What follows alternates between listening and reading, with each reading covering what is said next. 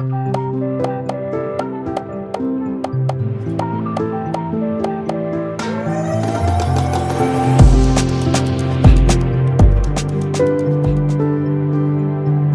you think of Starbucks today, with thousands of stores across the globe and millions of loyal customers, it's easy to forget that it all began as a small coffee bean shop in Seattle.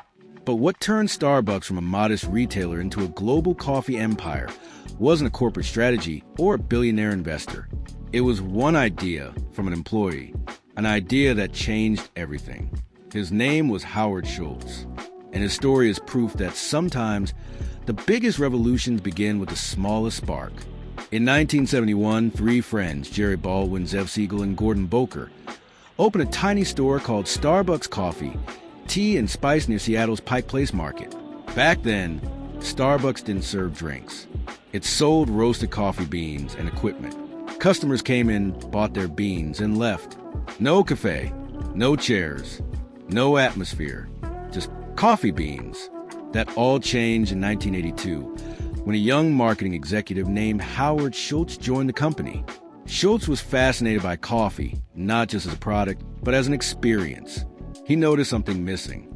People loved the aroma, the flavor, the ritual of coffee, but they weren't connecting to the brand. Then came the trip that would change his life forever. In 1983, Schultz traveled to Milan, Italy for a trade show. There, he discovered something magical: Italian espresso bars. They weren't just coffee shops. They were living, breathing social spaces. People gathered there every day, laughing, talking, connecting. The barista knew everyone by name. It was warm, inviting, full of life, Schultz later said. In Italy, I saw more than coffee. I saw the theater, the romance, the sense of community.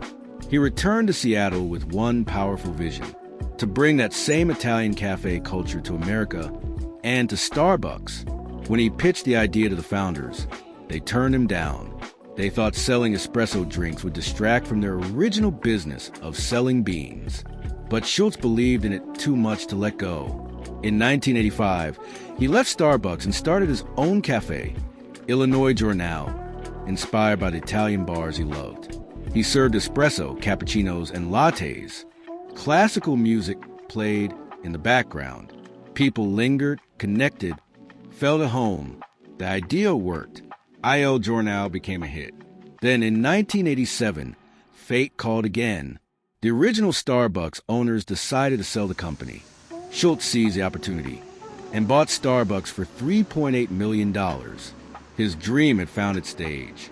Now leading Starbucks, Schultz began transforming it from a coffee bean shop into something bigger, an experience. He introduced espresso-based drinks, Italian-inspired sizes, cozy interiors, and a sense of belonging.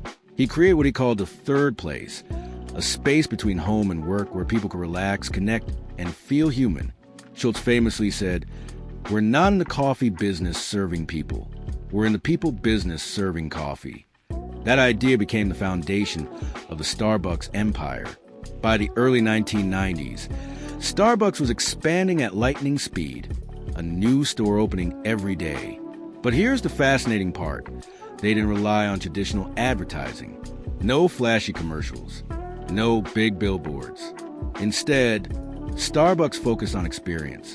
They let the smell of roasted beans, the warmth of the space, and the personal touch of writing your name on a cup do the marketing for them.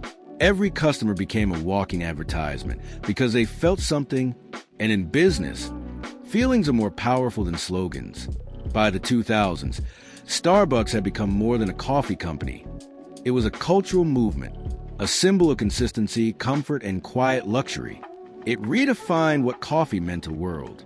And it all started with one employee who dared to think differently.